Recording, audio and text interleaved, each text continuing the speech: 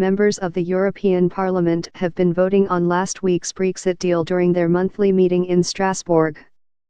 Their view is important, because MEPs will have a decisive say on the final agreement. Here are 6 things we learned from their session on Wednesday. Around 80% of the European Parliament voted for the motion, which said there had been enough progress in negotiating the UK and the EU's divorce that it was time to start talks about a transition period and the future relationship. The European Parliament feels that it convinced the UK to be more generous about which EU nationals get to stay in Britain after Brexit, in particular spouses and children who have not even been born yet. MEPs have made this their priority issue.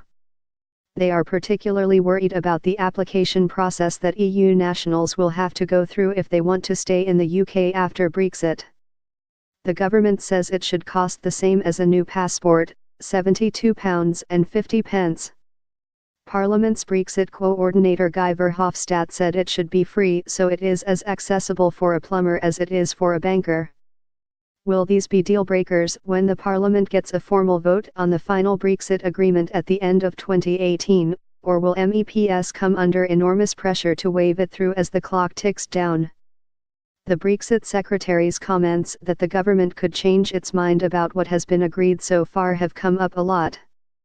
MEPs voted in favour of an amendment which said he risked undermining the good faith that has built up between both sides, and which reminded the government that they have to stick to their promises if they want to make good progress in the next phase of talks.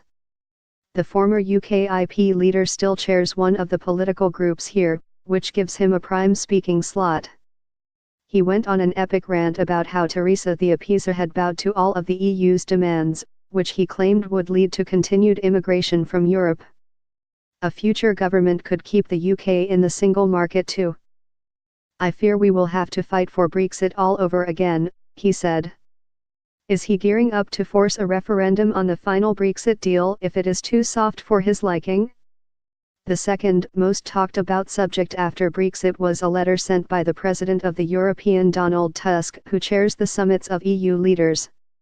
It talked about reforms to how the EU handles asylum seekers, proof that the EU has other things on its mind, despite Brexit.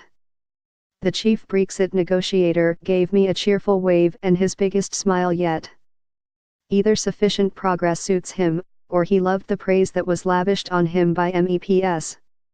Alternatively, maybe he is just looking forward to some skiing back home in the French Alps, after 6 months of grueling negotiations.